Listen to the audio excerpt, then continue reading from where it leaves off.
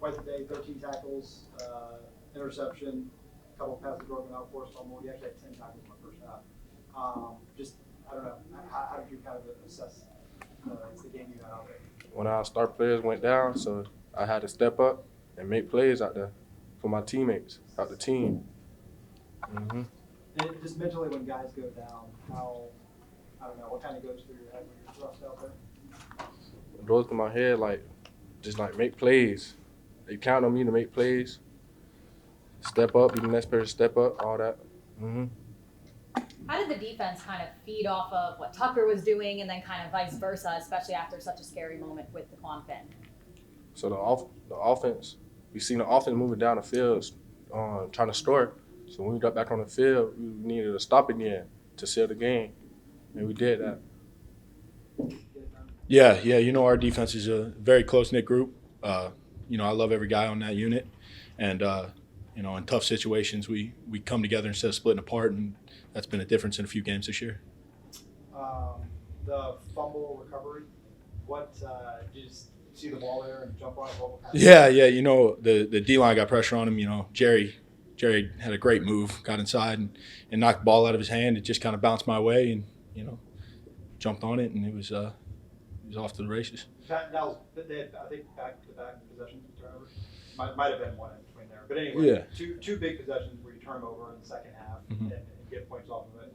How big was that for you guys? How much does that energize the defense? You know, turnovers, you know, swing a game, you know, one way or the other, you know. So for us to be able to create those turnovers and, you know, capitalize off of them, you know, I have total faith in our offense. You know, they go out and they do their thing and put up points. And, you know, for us to be able to create opportunities for them is great for us. Obviously, you've been through a lot these last two seasons. You've played well this year. Personally, what's it been like for you to be able to come back and be such an impact player? Yeah, you know, I love every second of it. You know, I'm just happy to be back, be healthy. You know, be out there with the guys. And, you know, I missed it so much the past 2 years. It was hard on me, but you know, to be out there with those guys and to be able to play the game I love has been great. While we don't know the seriousness of some of the injuries to some of your teammates, just how will you kind of share your message of what you've gone through, recovering from injury, kind of having that resilience with them potentially? Yeah. You know, you never want to see anybody get hurt, and you know, it was a scary scene today, and you know, I'm you know, praying for DQ and his family, and you know, I love that guy, and you know, I'm here if he ever needs anything, you know. So I'm just, you know, praying it's nothing too serious and that he's gonna be okay. I know you guys have faith in Tucker and all that, but when you're down 24-14 and your quarterback takes this big hit on the sideline and he's hurt, just what's the mood like among the offensive players? The first thing we're doing is we think about DQ and him being good. That's first thing first. And then second thing is, like, I told Tuck, went to the sideline, I told Tuck, like, bro, you ready for these moments, bro? Like, he did it last year, and like, it's not even just Tuck though. If you really want to go through it, like, we had so many people go out with injuries today, and we had so many of our backups step up and play big, which helped us win games, and they all played a major part in the game today. And Coach Cameron said it before the season. For us to be where we want to be, it's not going to be about the starters much. It's going to be about the people who can step up and help us out when things get hard throughout the season. And that's what happened today. And we all rallied together and made sure that we all got it done. Was there like a moment out there where in the third quarter where like you felt like it sparked you guys? Nah, we knew it at halftime. We knew that as the game was going through. Like, we didn't need no spark. Like, we knew that we was going to come back and win the game. And everybody had that mindset, and we ended up doing it. Came in halftime, I asked the offensive unit, I said, does anybody feel like we about to lose this game? And everybody said no. Like, said it with confidence, you know? So, I mean, we already knew what it was. We just had to execute on our end in order to go do what we had to do. And we ended up doing that pretty well the second half. So safe to say when you guys went into halftime, there was no panic. It was all about making adjustments, seeing what you guys can do better. Yes, sir. That's all it is. We're very confident in ourselves and know that, you know what I'm saying, we had a few turnovers that led to, you know, scores on their end and things like that. But we already knew we were just shooting ourselves in the foot. It was nothing they were doing to stop us. There's nothing that nobody can do to stop us. Only people that's going to stop us is us. What kind of like mindset / like almost like short memory do you have to just brush off some of the first half turnovers and know that they're not going to happen again in the second half? Very short, because I mean, whether it happened in the first half, second half, no matter what, the game's still going on. We still trying to win the game. So it's not like you can just, be mad about yourself and beat yourself up over things like that. No, it's like I made one mistake. I got to keep going on. Does anything about the offense feel different, whether who is behind center? No, sir.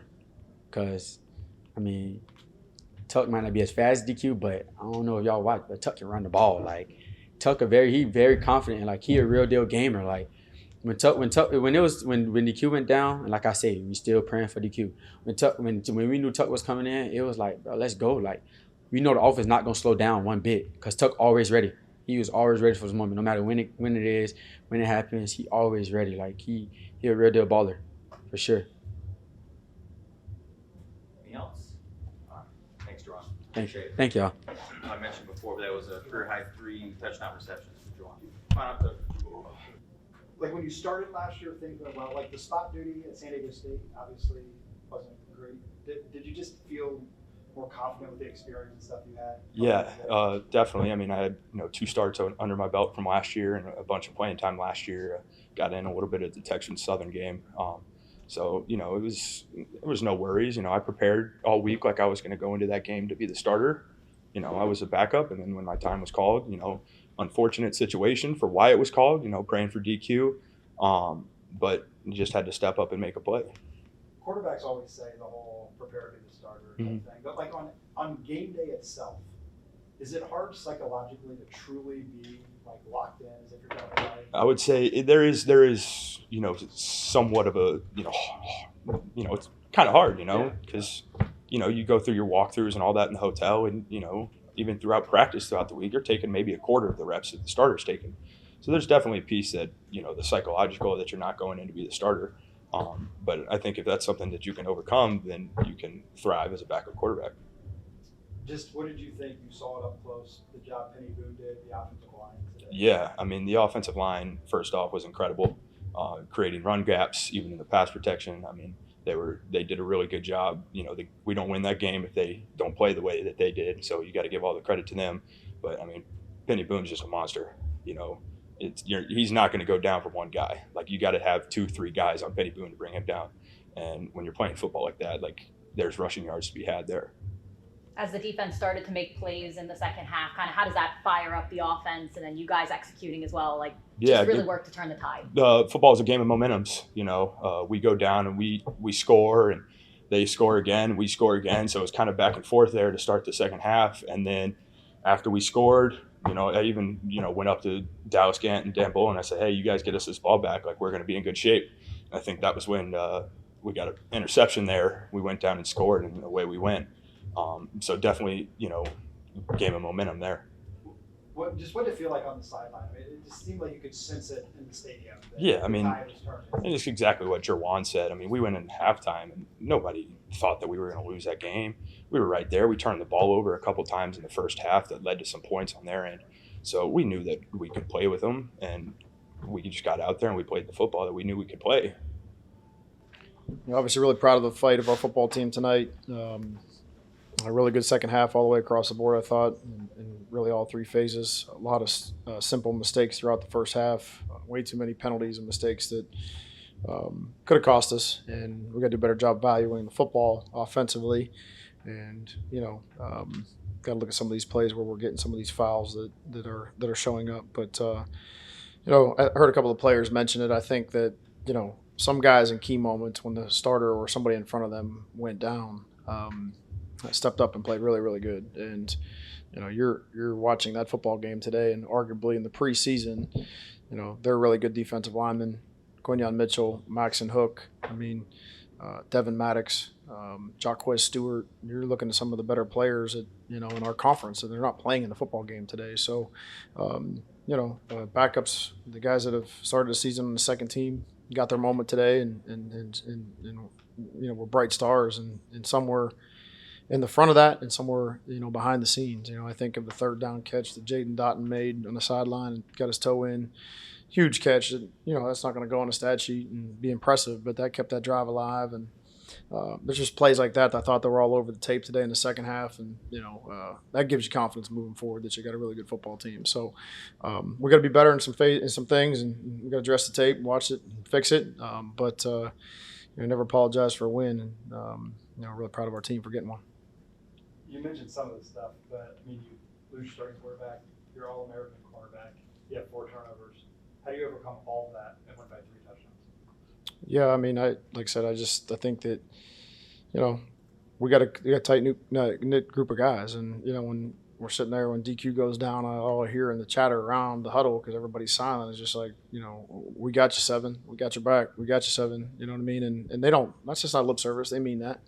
So I think it's a sign you got a good program. It's not, it's easy. It's not easy to have a good team, but it's easier to have a good team. It's really hard to develop a good program, and sometimes when things like that, adversity hits, the fabric of your program shows up, and I thought ours did today. We saw Tucker, win the game at Eastern last year. It's a little different though. I feel like when you're preparing to be the starter and kind of during the week, to be thrust into that situation, you're down 10 points, things aren't going your way. Even once he gets in there, there's another turnover. Just what did you think of the way he guided the offense? Well, thanks for reminding me. There's another turnover in there. I mean, I feel like they're just replaying in my head. But yeah, I mean, I was super proud of Tucker. I mean, my gosh, I mean, it's hard to go through the week and I think it's different at quarterback than it is other positions because other positions you contribute on special teams. You actually get in the flow of the game. There might be a rotational plan for you, by your particular position coach, whether that be an offensive skill player or a defensive lineman, even an offensive lineman. There might be a plan in place that we talk about throughout the course of the week, but the quarterback, only one of those guys play. And, to stay in there mentally and to lock in and to do what you have to do and prepare each and every day, that's a you versus you conversation that has to be had consistently. I still want to give this same time and energy to this as maybe I did when I was competing for the job, and to his credit, he has every single day. So, and our team benefited from that tonight, from that preparation and from that commitment. I mean, you mentioned a lot of these guys. I mean, obviously DQ gets hurt today. Terrence, Quinyon, you already had Hook, a bunch of other guys. Are you starting to get concerned about the numbers that are piling up? Yeah, I don't know. I mean, certainly concerned. I don't know what you do about it, though. I mean, hey, this is a collision sports contact game. I mean, you got to go play. And none of those guys are, taking themselves out. I mean, these are real things that are happening. And, I don't know. After the season, we study the commonality and what is the theme of them. But man, the only thing you can do as a coach is continue to prepare the next guy up, get him ready to go, and continue to buy in and trust into those guys that are behind these guys that have played a lot of football for us, and help the guys that are dinged up and banged up come back. Do you have any sense on how long? No, I don't have any updates there. Was there anything specific that it seemed like Western Michigan was doing to cause some of the ball security issues, especially in the first half? And was that something you had to change, or was it a discussion point at halftime? Kind of like, I guess, what changes in how you have the turnovers in the first half that don't then appear in the second as much? Well, obviously you never want to turn the ball over at all. When you're running it, you got to take care of it. And when you're throwing it, you're running the routes at the right depth, and timing and rhythm in the passing game is huge. And when a quarterback expects you to be somewhere, you got to be there. And, obviously got to address the tape and see what it is and what the miscommunication is. But you're not going to win too many football games when you turn the ball over like that. So today's, this is not common. Emmanuel McNeil Warren was fairly anonymous, I would say, before today. He had 13 tackles, interceptions, pass breakups, forced fumble. What did you think of him coming in and delivering that type of performance? I mean, awesome for that guy. I mean, again, another young player that is totally latched onto his position coach and,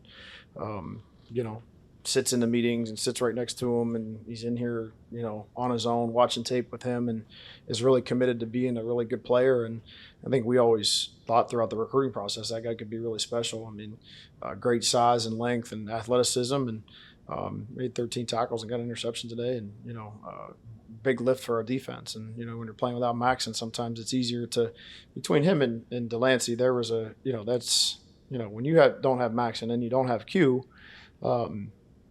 that's two guys. And that's, in RJ's case, sometimes he plays a nickel spot for us. So, that sometimes is, those are big moments for those guys to step up into, and really proud of those two for coming in and doing a really, really good job. Anything else, Coach Candle? Yeah, the offensive line, we've certainly been critical of them these last few years. They've been really good so far this year, especially I thought today. I don't know, what do you see when you see like their blocking, run blocking and pass protection both? I mean, do they really stick out to you? Yeah, I mean, that's a pressure team. You know, we knew going into the game that they were going to make some plays and that they were going to create some negative yardage plays. I mean, they feast off of that type of style of play. They're going to pressure you. They're going to blitz you. They're not going to line up in a conventional defensive front. It's not only going to test your physical ability, it's going to test your mental, and it's going to test it at a really high speed because they're really good at it because that's what they invested into. So, you know, they kicked our tail last year up there in Kalamazoo, and I didn't think we played very good up front. I didn't think we blocked them on the edges very well, and I think the tape will show otherwise when I watch this one. So credit to their preparation, credit to Mike and Max and Staten and those guys for getting those guys ready to go play. Again, which I thought would be if I'm an offensive lineman leading into this week, my back's against the wall because these guys are pinning their ears back and they're going to come after you. So, unconventional. And like I said, it stresses you in a lot of different fashions. So, great performance by them guys.